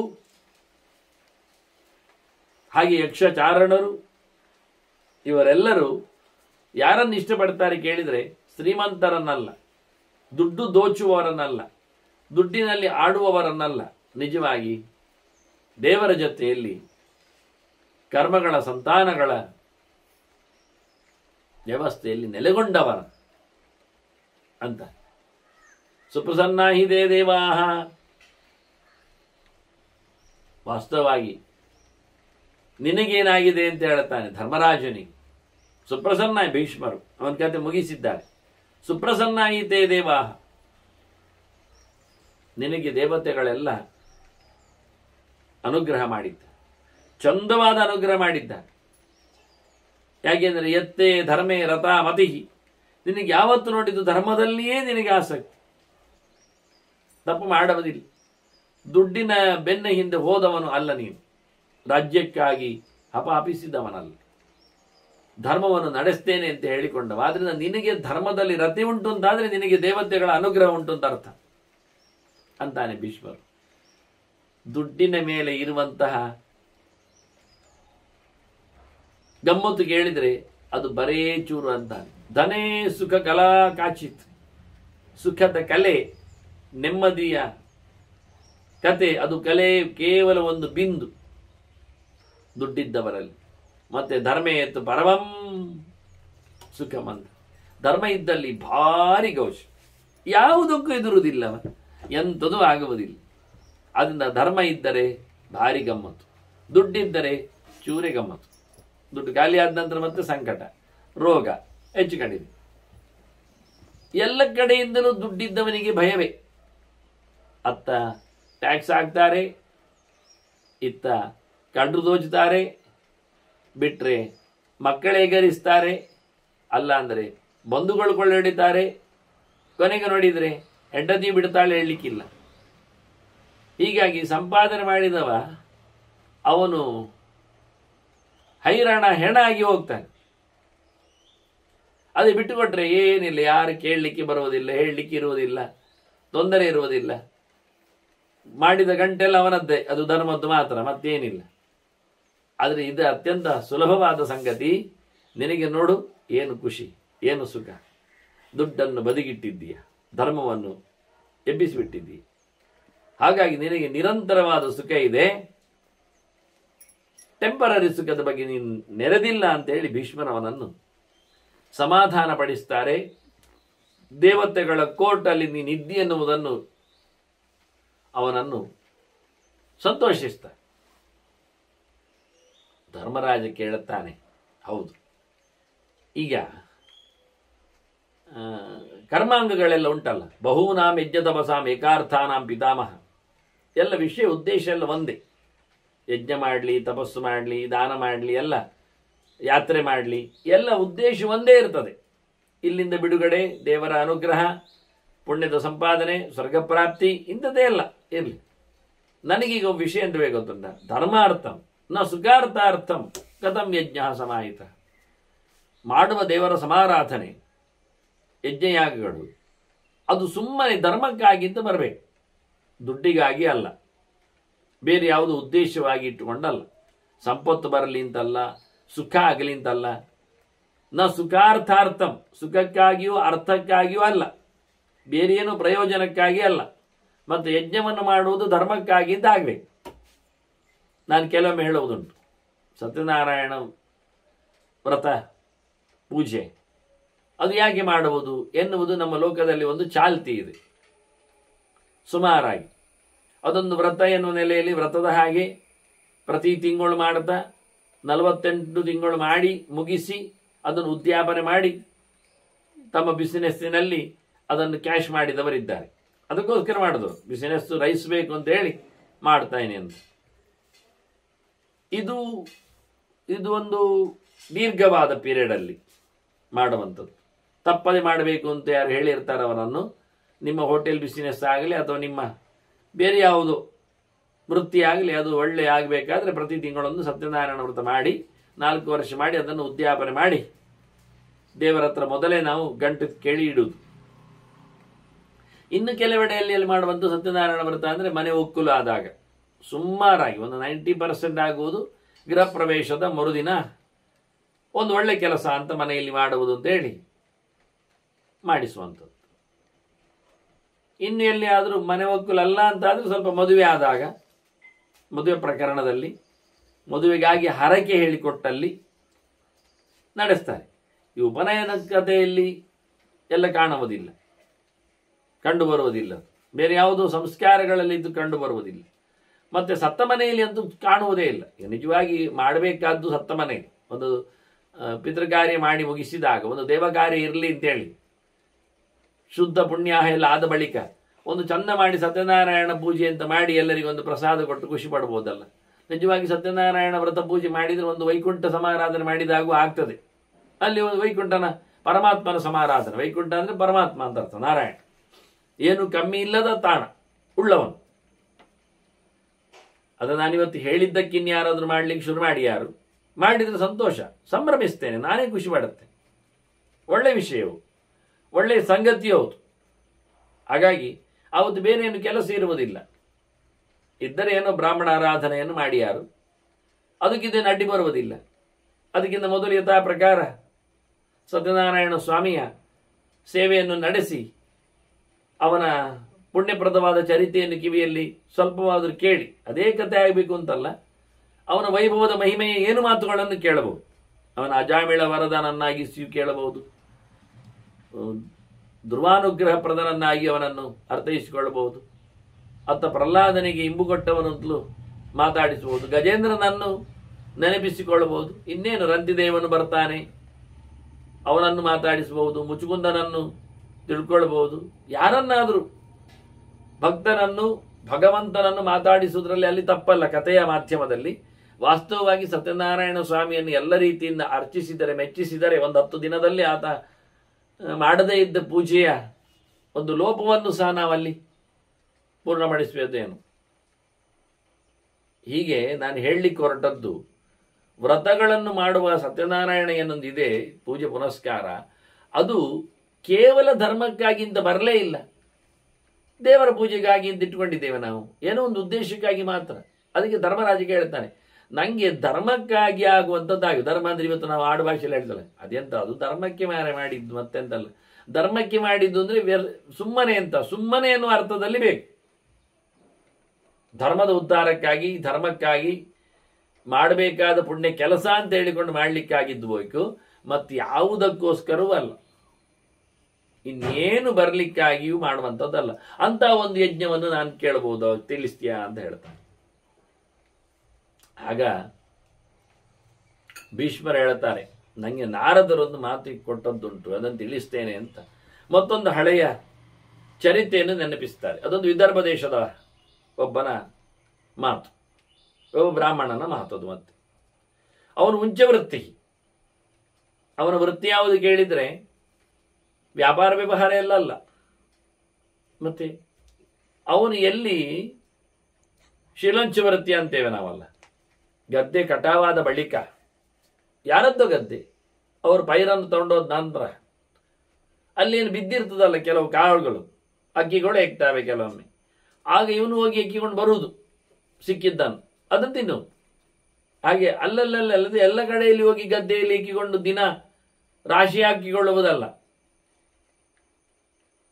ಆವತ್ತಿನ ಕತೆ ಇದ್ದಾಗಿದೆ, ಎಲ್ಲ ಬಹಳ ಕಷ್ಟದ್ದು. ಬಿದ್ದ ಕಾಳುಗಳನ್ನು ಹಣ್ಣುಗಳನ್ನು ಸ್ವೀಕರಿಸಿಕೊಂಡು ಬದುಕುವ ವೃತ್ತಿಯವ. ಅವನು ಒಳ್ಳೆ ಜ್ಞಾನಿ. ಉಚ್ಚವೃತ್ತಿ ಋಷಿ ಕಶ್ಚಿತ್ ಯಜ್ಞಂ ಎಷ್ಟು ಸಮುದ್ಯತಃ ಸಮಾಧದೆ.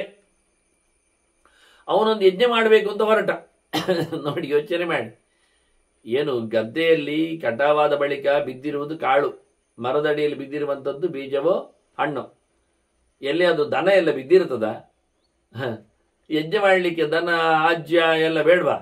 ಗೋದಕ್ಷಿಣೆ ಗೋದಾನ ಇವನಿಗೆ ಮಾಡಬೇಕು, ಖಂಡಿತ ಇಲ್ವಾ? ಯಜ್ಞ ಮಾಡಬೇಕು. ಇವನು ಊಟ ಎಂತ ಅಂದ್ರೆ ಅದೇ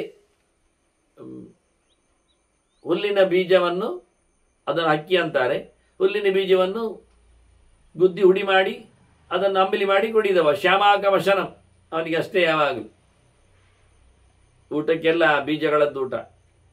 ಮತ್ತೆ ಸೂರ್ಯಪತ್ರಿ ಸುವರ್ಚಲ, ಮತ್ತವನಿಗೆ ಸೊಪ್ಪು ತರಕಾರಿಯಲ್ಲಿ ಯಾವುದು ಕೇಳಿದ್ರೆ ಇದು ಎಂದ ಎಕ್ಕದ ಎಲ್ಲ ಇದ್ದಾಗೆ ಇಂಥದ್ದೆಲ್ಲ. ಹೇಗೆ ಉಂಟು ಊಟ ಕೇಳಿದ್ರೆ ತಿಕ್ತಂಚ ವಿರಸಂ ಶಾಕಂ, ಕೈಪೆ ಮಯ ಕಹಿ, ಏನು ರುಚಿ ಇಲ್ಲ ಅಂಥದ್ದು ಪದಾರ್ಥಗಳ ಊಟ. ಆದರೆ ಕಥೆಯನ್ನು ಕೇಳಿದರೆ ತಪಸ ಸ್ವಾದುತಾಂಗತಂ, ಅವನ ಒಂದು ನಿಷ್ಠೆಯಲ್ಲಿ, ತಪಸ್ಸಿನ ಸಿದ್ಧಿಯಲ್ಲಿ ಅದೆಲ್ಲ ಭಾರಿ ರುಚಿ ಆಗ್ತಿತ್ತು. ಊಟ ವೈಭವದ ಊಟ. ಕಾಡಿನಲ್ಲಿ ಇರುವುದು ಉಪಗಮ್ಯ ಮನೆ ಪೃಥ್ವೀಂ ಸರ್ವಭೂತ ವಿಹಿಂಸಯ ಅಪಿ ಮೂಲ ಫಲೈರಿಷ್ಟ ಯಜ್ಞ ಸ್ವರ್ಗೀಯ ಪರಂತಪ. ಭೀಷ್ಮರು ಹೇಳ್ತಾರೆ, ಒಂದೊಮ್ಮೆ ಕಾಡಿನಲ್ಲಿ ಸೇರಿಕೊಂಡಿದ್ದರೆ, ಊರನ್ನೆಲ್ಲ ಬಿಟ್ಟುಕೊಟ್ಟರೆ, ಯಾರ ಸಂಗತಿ ಇಲ್ಲ ಅಂತ ಆದರೆ, ಯಾವ ಪ್ರಾಣಿ ಪಕ್ಷ ಮರಮಟ್ಟುಗಳಿಗೂ ತೊಂದರೆ ಮಾಡುವುದಿಲ್ಲ ಅಂತ ಕೂತವ ಒಂದೊಮ್ಮೆ ಮಾಡುವ, ನೆಲದಡಿಯಲ್ಲಿ ಬೆಳೆದ ಮರದಿಂದ ಬಿದ್ದ ಹಣ್ಣು ಮೂಲಗಳಿಂದಲೇ ಅವ ಯಜ್ಞವನ್ನು ಮಾಡಿದರೆ ಅದಕ್ಕಿಂತ ದೊಡ್ಡ ಸಂಗತಿ ಯಜ್ಞ ಇಲ್ಲ ಅಂತ. ದೇವರ ಪೂಜೆ ಪುನಸ್ಕಾರ, ಅತಿಥಿ ಸತ್ಕಾರ, ಇವೆಲ್ಲ ನಾವು ಊರಿಗೆ ಬಂದಾಗಲೇ ಹಾಳಾಗುವುದು. ಊರಿನ ವಾಸನೆ, ಊರಿನ ಜನ, ಊರಿನ ಗೌಜಿ, ಊರಿನ ಗದ್ದಲ, ಊರಿನ ಕ್ರಮ ಎಲ್ಲ ಹೇಳಲಿಕ್ಕೆ ಹೋಗಿ ಎಲ್ಲ ಹಾಳಾಗ್ತದೆ. ಅವರು ಬೇರೆ ಬೇರೆ ರೀತಿಯಲ್ಲಿ ನೋಡಿ, ಊರಿನಲ್ಲಿ ನಿಮಗೆ ನಗಾಡಲಿಕ್ಕೆ ಬರ್ತದೆ. ಆ ತರಕಾರಿ ಹೆಚ್ಚುವವ ಊರಿನಲ್ಲಿ 100,000 ಸಾವಿರಾರು ಜನರ ಊಟೋಪಚಾರ ತಿಳ್ಕೊಳ್ಳಿ, ಏನು ಕಾರ್ಯಕ್ರಮ ಆಗಲಿ, ಮದುವೆ ಆಗಲಿ, ಮಾಸಿಕ ಆಗಲಿ, ಎಂಥದೇ ಆಗಲಿ, ಹೆಚ್ಚುವಾಗಲೇ ಒಂದು ಕಡಿ ಬಾಯಿ ಹಾಕೊಳ್ತಾನೆ, ನುಂಗಿ ಹಾಕ್ತಾನೆ, ನುಂಗಿ ಬರ್ತಾನೆ. ಹಣ್ಣನ್ನು ಸರಿ ಮಾಡಿಕೊಡುವವನಿಗೆ ಹಣ್ಣು ಸರಿ ಮಾಡಿಕೊಡುವ, ನೀವು ಅಂಗಡಿಯಲ್ಲಿ ನೋಡೋದಿಲ್ವ ಹಣ್ಣಿನ ಕಥೆ ಏನು ಅಂತ? ಅವ್ರ ಬುಟ್ಟಿಯಿಂದಲೇ ಎತ್ತಿ ಬಾಯಿ ಹಾಕೊಂಡೇ ಕೊಡುದು. ನೋಡಿ ಎಷ್ಟು ಸಿಹಿ ಇದೆ ನೋಡಿ, ತಗೊಳ್ಳಿ ದ್ರಾಕ್ಷಿ ತಗೊಳ್ಳಿ ಅಂತ. ಅವನು ತಿಂತಾನೆ, ಅಂಗಡಿಯವನು ತಿಂತಾನೆ ಅದೇ ಬಂಚಿಂದ. ಯಾಕೆಂದ್ರೆ ಅವನು ತಿನ್ನದಿದೆಯೋ ತಿನ್ನುವುದಿಲ್ಲ, ಗಿರಾಕಿಯು ತಿಂತಾನೆ, ಅವನಿಗೂ ತಿನ್ನಿಸ್ತಾನೆ. ಗಿರಾಕಿ 4 ಮಕ್ಕಳೆಲ್ಲ ಇರ್ತಾವೆ ಅಕ್ಕಪಕ್ಕ, ಅವರೆಲ್ಲ ತಿಂತಾರೆ. ಹಾಗಿದ್ದು ದ್ರಾಕ್ಷಿಯಲ್ಲಿ ಮಾತ್ರ ಅಲ್ಲ, ನಿಮಗೆ ಮಂಡ್ಯ ಮಾರಿ ಅಂತ ಮಾರೆ, ದ್ರಾಕ್ಷಿ ಗೊಂಚಲು 4 ಹೋದ್ರೆ ನಿಮಗೇನು ಅಂತ ಕೇಳಬಹುದು. ಇದನ್ನು ನಾವು ಶೇಷ ಅಂತೇವೆ. ಅವನು ಬಾಯಿ ಹಾಕಿದ ಗೊಂಚಲು ಅದು ಮತ್ತೆ ದೇವರಿಗೆ ಆಗುವುದಿಲ್ಲ, ಇಡೀ ಗೊಂಚಲೇ ಆಗುವುದಿಲ್ಲ. ಅದೇ ನೀವೊಂದು ಬುಟ್ಟಿಯಿಂದ ಹೆಡಿಗೆಯಿಂದ ತೆಗೆದು ಬಾಯಿ ಹಾಕಿದ್ರೆ ಆ ಹೆಡಿಗೆ ಆಗುವುದಿಲ್ಲ, ಮತ್ತೆ ಅದು ನೀವು ತಿಂದು ಬಿಟ್ಟದ್ದು. ಅದು ಹೆಡಿಗೆ ಒಂದು ಪಾತ್ರೆ ಇದ್ದಾಗೆ ಅದು ನೀವು ತಿಂದು ಬಿಟ್ಟಿದ್ದೀರಿ ಅಂತ. ಹಾಗಾಗಿ ನಾವು ದೇವರಿಗೆ ದೊಡ್ಡ ಪಾತ್ರೆಯಲ್ಲಿ ಅಡುಗೆ ಮಾಡಿದ್ರು, ತಂದಿಡುವಾಗ ಒಂದು ತಟ್ಟೆಯಲ್ಲಿ ಕೊಟ್ಟರು, ಆ ದೊಡ್ಡ ಪಾತ್ರೆಯಿಂದ ಬೇರೆ ಯಾರಾದರೂ ದೇವರಿಗೆ ಉಪಚಾರ ಆಗುವಂಚೆ ಕಳ್ಕೊಂಡು ಹೋದ್ರೆ ಅವ ಮಹಾಪಾಪಿ ಆಗ್ತಾನೆ. ತಿಂದವನು ಇಲ್ಲಿ ಕೆಡಿಸುವ ಮೂಲಕವು ದೇವರಿಗೆ ಕೊಡದ ಅನ್ಯಾಯಕ್ಕೆ ಅವನು ಪಾತ್ರನಾಗ್ತಾನೆ, ಸಿಕ್ಕಿ ಬೀಳುತ್ತಾನೆ. ಯಾಕೆಂದ್ರೆ ಇವ ಕೂತವ ಯೋಚನೆ ಮಾಡುವಾಗ ತಟ್ಟೆಯಲ್ಲಿದ್ದದಷ್ಟೇ ದೇವರಿಗೆ ಹೇಳುವುದಿಲ್ಲ, ಮಾಡಿದ್ದೆಲ್ಲ ಪಾತ್ರೆ ಅಡುಗೆಯನ್ನು ಕಲ್ಪನೆ ಮಾಡುತ್ತಾನೆ, ಇದೆಲ್ಲ ನಿನಗೆ ದೇವರಿಗೆ ಕೊಡ್ತಾ ಇದ್ದೇನೆ ಅಂತ.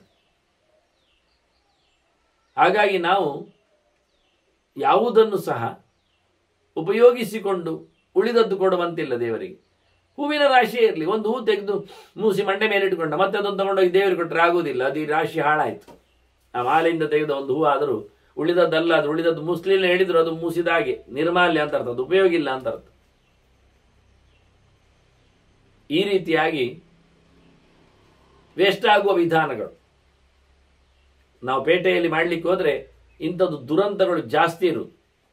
ಅವ ಬಂದ ತಕ್ಷಣವೇ ಮಲ್ಲಿಗೆ ತಂದಿಡ್ತಾರೆ ದೇವರಿಗೆ ಅಂತ, ತಂದಿಡುವವನೇ ಎಂತ ಚಂದ ಉಂಟು ಹೇಳಿ ಇಡ್ತಾನೆ ಅಲ್ಲಿ ದೇವರಿಗೆ ಅಂತ. ಇದು ಪೇಟೆಯಲ್ಲಿ ಆಗುವ ಅನಾಹುತಗಳೆಲ್ಲ. ತಿನ್ನುವ ತಿಂತಾನೆ, ಕೈ ತೊಳೆಯುವ ಕೈ ತೊಳಿತಾನೆ, ಕೈ ಹಾಕುವ ಕೈ ಹಾಕ್ತಾನೆ, ನೋಡ್ಲಿಕ್ಕೆ ತೆಗಿತಾನೆ. ಅಲ್ಲೇ ಪೇಟೆಯ ಕತೆ ಅಂದ್ರೆ ಅಲ್ಲೇ ಬಾತ್ರೂಮ್ಗಳು, ಅಲ್ಲೇ ಉಚ್ಚೆಯುವ ತಾಣಗಳು, ಅಲ್ಲೇ ಉಚ್ಚೆಯ್ದು ಬರ್ತಾನೆ, ಅದೇ ಪಾತ್ರವನ್ನು ಮುಡ್ತಾನೆ, ಅಲ್ಲಿಂದಲೇ ನೀರು ಒಯ್ತಾನೆ. ಯಾವುದು ಕುಡಿಯುವ ನೀರುಂಟೋ ಅದೇ ನೀರಿಗೆ ಮತ್ತೊಂದು ಲೋಟೆ ಹಾಕ್ತಾನೆ, ಅದರಿಂದಲೇ ಕೈ ಕಾಲೆಲ್ಲ ತೊಳಿಲಿಕ್ಕೆ ನೋಡ್ತಾನೆ. ಎಂತ ಅಂತಿಲ್ಲ ಯಾವುದು. ಅದಕ್ಕೆ ಇವರು ಹೇಳ್ತಾರೆ ಉಪಗಮ್ಯ ವನೆ ಪೃಥ್ವಿ, ಎಲ್ಲ ಬಿಟ್ಟು ದೂರ ಹೋಗಿ ಯಾರು ಮಾಡುತ್ತಾನೆ ಅವನು ಮಾಡುವ ಒಂದು 4 ಕಾಳಿನ 3 ಹಣ್ಣಿನ 2 ಗೆಣಸಿನ ಸಮಾರಾಧನೆ, ಅದು ಅದ್ಭುತ ಸಮಾರಾಧನೆ ಅಂತ. ದೇವರಿಗೆ ಅದು ಇಷ್ಟ ಆಗಿದೆ. ಈ ಊರಿನಲ್ಲಿ ಯಾವುದನ್ನು ಯಾರು ದೇವರು ಪಡೆಯುವುದೇ ಇಲ್ಲ, ಅದೆಲ್ಲ ನರಕ ಸಾಧನೆ, ಹೊಲಸು ಎದ್ದೋಗಿದೆ ಅಂತಾನೆ. ಎಷ್ಟು ಚೆನ್ನಾಗಿ ಹೇಳ್ತಾನೆ, ಸ್ವರ್ಗ್ಯ ಅಂತಾನೆ. ಅವನಿಗೆ ಸ್ವರ್ಗವನ್ನು ಕೊಡುವಂಥದ್ದು ಒಂದು ತಿಳಿಸ್ತಾನೆ.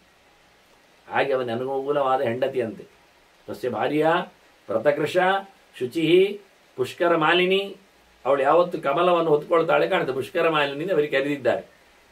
ಚಂದವಾದ ಹೆಣ್ಮಗಳು, ವ್ರತ ಮಾಡಿ ಅವಳು ಸಪೂರಾಗಿದ್ದಲ್ಲ, ಈಗ ಟೊಣ್ಣೆ ದಪ್ಪ ಏನಿಲ್ಲ, ಶುದ್ಧ ಹೃದಯವಂತಳು. ಯಜ್ಞಪತ್ನಿ ಸಮಾನೀತ ಸತ್ಯೇನ ಅನ್ನೋ ವಿಧೀಯತೆ, ಆ ಬ್ರಾಹ್ಮಣನ ಹೆಸರು ಇಲ್ಲಿ ಹೇಳಿದಾಗೆ ಉಂಟು, ಸತ್ಯ ಅಂತ. ಅವನು ತನ್ನ ಹೆಂಡತಿಯನ್ನಾಗಿ ಮಾಡಿಕೊಂಡು ಬಂದಿದ್ದಾನೆ. ಶಾತು ಶಾಪ ಪರಿತ್ರಸ್ತ, ಅವಳು ಹೆದರಿಕೊಳ್ಳುತ್ತಾಳೆ, ಎಲ್ಲಿಯಾದ್ರೂ ಇವ ಶಾಪ ಆಗ್ತಾನೇನು ಹೇಳಿಕೊಂಡು ಅವನು ಹೇಳಿದಾಗೆ ಕೆಲಸ ಮಾಡ್ತಾಳೆ. ಅವಳಿಗೆ ಇದೆಲ್ಲ ಯಜ್ಞದಲ್ಲಿ ಇಂಥದ್ದೆಲ್ಲ ಮಾಡೋದೆಲ್ಲ ಇಷ್ಟ ಆಗುವುದಿಲ್ಲ ಅವಳಿಗೆ. ಎಂಥದ್ದು ಮಾರಾಯ, ಇದೊಂದು ಯಜ್ಞವ ಕರ್ಮ ಅಂತಾಳೆ. ಗೌಜಿ ಗದ್ದಲ, ಎಲ್ಲಿಯೋ ದೊಡ್ಡ ಮನೆಯಿಂದ ಬಂದಿದ್ದಾಳೆ ಹುಡುಗಿ, ಪೇಟೆಯಲ್ಲಿ ಅದೇನು ಹೇಳ್ತಾರೆ ದೊಡ್ಡ ಸಿಟಿ, ಅದರಲ್ಲಿ ಬಂದಿದ್ದ ಹುಡುಗಿ ಏನು ಇದ್ದಿರಬಹುದು. ಅದರಿಂದ ಅವಳಿಗೆ ಇದೆಲ್ಲ ಕಾಣುವಾಗ ಬಜಿ ಗಲೀಜು ಕಾಣ್ತದೆ, ಇವರೆಂತ ಮಾರ್ರೆ ಅಂತ ಅನಿಸ್ತದೆ. ಇದೆಲ್ಲ ಯಜ್ಞ ಆದರೂ ಎಲ್ಲಿ ಶಾಪ ಕೊಡ್ತಾರೆ ಹೆದರಿಕೊಂಡು. ಅವಳು ಅವರಿಗೆ ಸರಿಯಾಗಿ ತತ್ ಸ್ವಭಾವಾನುವರ್ತಿನಿ, ಅವನಿಗೆ ಅನುಕೂಲವಾಗಿ ಇದ್ದಾಳೆ. ಎಷ್ಟು ಅವಳ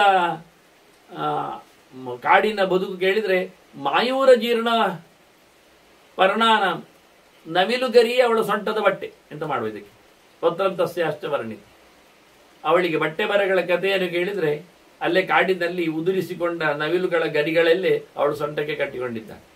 ಇವತ್ತು ನಾವು ಬಟ್ಟೆ ಇದ್ದವರ ಪರಿಸ್ಥಿತಿ ನೋಡಿದ್ರು ಹಾಗೆ ಉಂಟು. ಕೆಲವರು ಈ ಬೇಟೆಗಾರರಾಗಿ ಬಟ್ಟೆ ಹಾಕೊಂಡು ನವಿಲುಗರಿ ಆದ್ರೂ ಕಟ್ಕೊಳ್ತಾರ ಇಲ್ವಾ, ಇನ್ನೂ ಹೇಸಿಗೆ ಆಗ್ತಾ ಇದೆ. ಆದ್ರೆ ಇವಳದ್ದೇ ಚಂದ. ಹಾಗಾಗಿ ಇಂತಹ ನೆಲೆಯಲ್ಲಿ ಒಂದು ಬ್ರಾಹ್ಮಣರ ಸಣ್ಣ ಕುಟುಂಬದ ಒಂದು ಚರಿತೆಯೊಂದಿಗೆ ಧರ್ಮರಾಜನಿಗೆ ಧರ್ಮಾರ್ಥವಾದ ಯಜ್ಞದ ಕತೆ, ದುಡ್ಡಿಗಾಗಿ ಅಲ್ಲ ದೌಲತ್ತಿಗಾಗಿ ಅಲ್ಲ ಎನ್ನುವುದರ ಕತೆಗೆ ಭೀಷ್ಮರು ನಾರದರು ಹೇಳಿದ ಚಿಂತನೆ ಕೊಡುತ್ತಾರೆ. ಅದನ್ನು ಮತ್ತೆ ಮುಂದುವರಿದ ಭಾಗವನ್ನು ಕೇಳುವ ವಂದನೆಗಳೊಂದಿಗೆ ಶ್ರೀಕೃಷ್ಣಾರ್ಪಣಮಸ್ತು. ನಾರಾಯಣ ನಾರಾಯಣ ನಾರಾಯಣ.